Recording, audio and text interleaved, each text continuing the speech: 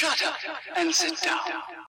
तो चलिए आइए अब हम लोग पढ़ते हैं 21.10 इंटेंसिफिकेशन और radical and revolutionary movements and rise of the left.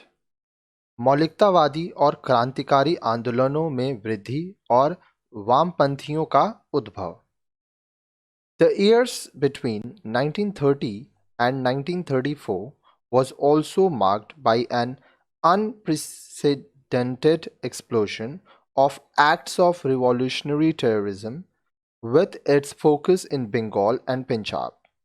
1930 से 1934 ईस्वी के वर्षों के दौरान अनेक अभूतपूर्व क्रांतिकारी आतंकवाद के कार्यों की बाढ़ सी आ गई, जिनका केंद्र था बंगाल और Punjab.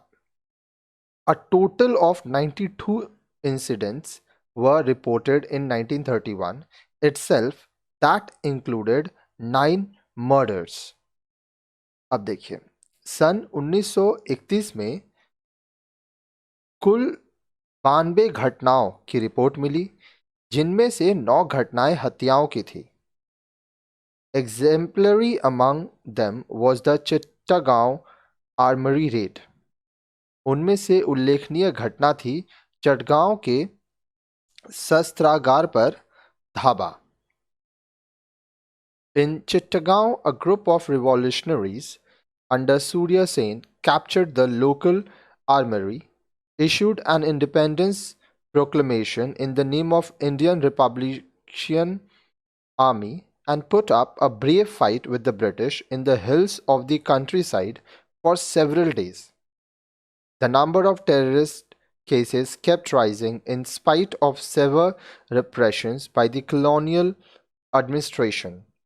The HSRA had also become very active in the Punjab, with 26 incidents reported in 1930 alone.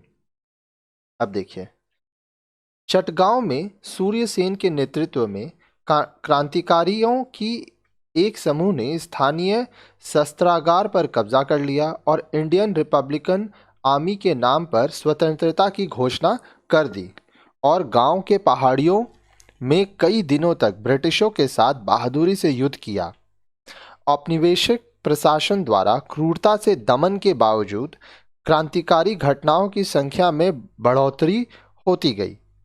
Punjab में HSRA भी बहुत सक्रिय हुई थी, जहां पर सिर्फ सन 1930 के दौरान 26 घटनाएं घटित होने की रिपोर्ट मिली थी। The freedom struggle was never confined to the single path of Gandhian सत्याग्रह। स्वतंत्रता संघर्ष कभी भी गांधीवादी सत्याग्रह के एक ही मार्ग तक सीमित नहीं रहा।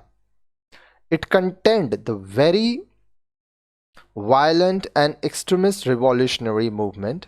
It also comprised of the socialist ideology that came to India after the Russian Revolution. It would also include a military offensive. इसमें अत्यंत हिंसक और उग्रवादी क्रांतिकारी आंदोलन और रूसी क्रांति के बाद भारत में आई समाजवादी विचारधारा भी शामिल थी और इसमें सैनिक आंदोलन भी शामिल थे। These different strands of the movement were by no means isolated. आंदोलन के ये अलग अलग धाराएं किसी भी तरह से पृथक नहीं थी। Most of the revolutionaries had participated in the Gandhian non-cooperation movement. अधिकांश क्रांतिकारियों ने गांधी जी के असहयोग आंदोलन में भाग लिया था। In fact, the Chittagong armory was seized amidst cries of Gandhi's Raj has come. Chandrasekhar Azad and Bhagat Singh's revolutionary groups adopted socialism, as did sections of the Congress under Jawaharlal Nehru and Subhas Bose. असल में चटगांव शस्त्रागार पर कब्जा इसी शोर शराबे में किया गया था कि गांधी राज आ गया है। चंद्रशेखर आज़ाद और भगत सिंह के क्रांतिकारी दलों ने समाजवाद को अपना लिया था, जैसा कि जवाहरलाल नेहरू और सुभाष चंद्र बोस के अधीन कुछ वर्गों ने किया था।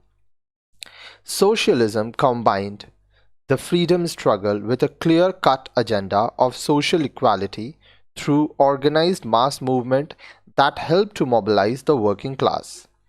समाजवाद में व्यवस्थित जन आंदोलनों के जरिए सामाजिक समानता के बहुत स्पष्ट एजेंडे के साथ आज़ादी के संघर्ष को जोड़ दिया था, जिससे कामगार वर्ग को गतिशीलता करने में सहायता मिली. The initiative of working out the ideology of the communist movement in India was taken up by eminent men like M.N. Roy, who interpreted Marxism and the ideas of Lenin to fit the Indian context.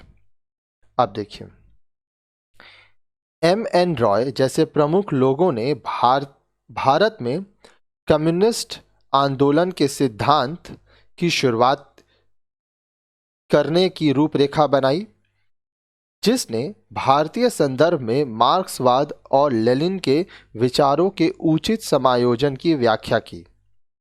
7 Indians including Roy founded the Communist Party of India at Tashkent in October 1920. Slowly, the idea of communism found favor among many intellectuals and even members of the Congress. 7 भारतीयों ने, जिनमें रॉय भी शामिल थे, अक्टूबर 1920 में Tashkent में भारतीय communist party की नींव रखी.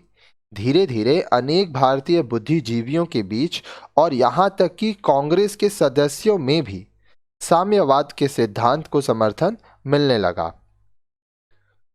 Subhash Chandra Bose was a unique personality influenced by a wide variety of ideologies and epitomized the spirit of the nationalist movement, from non-cooperation through giving up of government post to the revolutionary extreme, up to the ideas of socialist thought, and finally choosing the courageous option of military offensive.